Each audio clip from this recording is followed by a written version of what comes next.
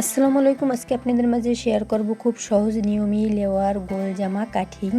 অল্প কাপড় দিয়ে আমরা ঘরে বসে খুব সহজ নিয়মে জামা কাটিং ও সেলাই করতে পারবো। ভিডিওটা স্কিপ না করে সম্পূর্ণ দেখবেন, আশা করি ইনশাল্লাহ পারবেন। আমি এক কালারের এখানে টোটাল 13 ইঞ্চি কাপড় নিয়ে নিলাম 1 ইঞ্চি সেলার জন্য, এবং বডি টপ সেটের ভিতরে রাখার জন্য আমি 12 ইঞ্চি কাপড় এখানে নিয়ে নিলাম। টোটাল 13 ইঞ্চি কাপড় নিয়ে নিয়েছি। আমার জামার ঝুল হবে 33 ইঞ্চি এবং ছাপার 2 হাত বহরের কাপড় নিয়ে নিয়েছি 2 গজ পরিমাণে। এভাবে আমি টপ ছিটের উপরের অংশ এক কালারের দিয়ে কাটিং করব। আমি ইঞ্চি টিপ ধরে হাফ ইঞ্চি উপরে সেলার জন্য রেখে এবং নিচে হাফ ইঞ্চি সেলার জন্য রেখে মোট আমি ভিতরে 12 ইঞ্চি পরিমাণে কাপড় এভাবে নিয়ে নিলাম। বা সম্পূর্ণ আমার বডি হবে 27।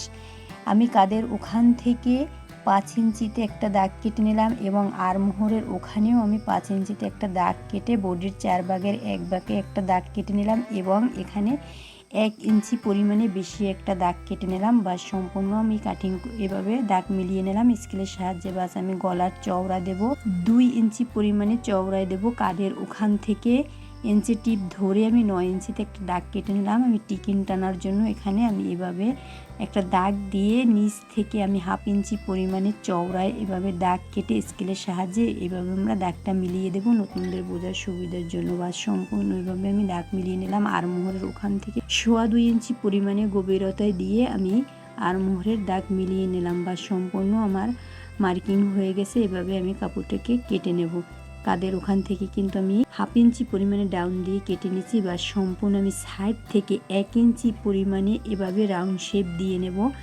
ঠিক সেম আমরা রুমাল সেট বা গোল কামিজ কুচি কামিজ কাটিংয়ের মতোই, কিন্তু এখান থেকে শুধু ডিফারেন্স হয়েছে 1 ইঞ্চি পরিমাণে রাউন্ড শেপ দিয়ে নিচ্ছি। এই দিকটা কিন্তু আমরা সম্পূর্ণ খেয়াল করে কাটিং ও মার্কিং করব। বা সম্পূর্ণ আমার টপ সেটের উপরের অংশ কাটিং হয়ে গেছে। নিচের অংশ এভাবে আমি কাপড় ধরে আমার 33 ইঞ্চির কিন্তু সম্পূর্ণ 12 ইঞ্চি উপরে চলে গেছে। তারপরে যে আছে 21 ইঞ্চি এভাবে 3টা পার্ট করব। আপনারা কিন্তু এখানে 4 পার্টেও করতে পারেন, আপনাদের মেজারমেন্ট অনুযায়ী লেওয়ার জামা কাটিং করতে পারেন। আমি 3 পার্টে করব, তাই 3 পার্টে 3 ভাগ করে 3 7 21 ইঞ্চি হয়। আমি এখানে হাফ ইঞ্চি পরিমাণে 7.5 ইঞ্চি পরিমাণ 3টা পার্ট কেটে নিলাম। এই পার্টের এখান থেকে একটা হিসাব আছে। আমি কিন্তু উপরের অংশে পার্ট দেব 1.5 পার্ট, পরের অংশে কিন্তু আমি দেব 2.5 পার্ট, তার পরের অংশে দেব 3.5 পার্ট, 1 পার্ট করে বাড়াবো। আর এই দিকটা কিন্তু নতুনদের বলার জন্য যে এই দাগটার দিক আমরা সব সময় খেয়াল রাখবো যে আমরা কোন অংশে কতটুকু কাপড় দেব। বা সম্পূর্ণ আমি উপরে কিন্তু 1.5 পার্ট কাপড় কেটে নিচ্ছি 2 হাত বহরের কাপড়। এই দিকটাকে আপনারা কিন্তু সম্পূর্ণ খেয়াল করবেন। বাস আমি নিচের মাঝের পাটে কিন্তু 2.5 পার্ট নিছি এবং নিচের পাটে আমি এভাবে 3.5 পার্ট নিয়ে সম্পূর্ণ কিন্তু কুচির অংশ কাটিং করে নিলাম।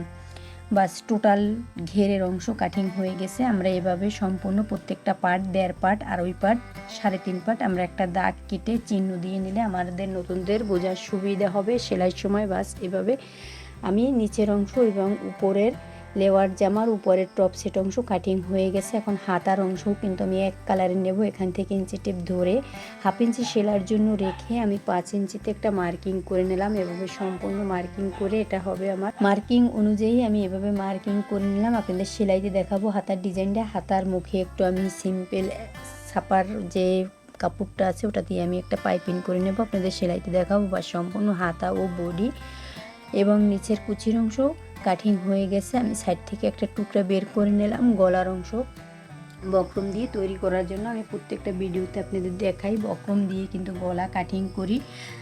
এভাবে আমি বক্রমের অংশটাকে ধরে 2 ভাঁজে ভাঁজ দিয়ে নেব এবং সামনের পাট এবং পিছনের পাট কাটিং করব।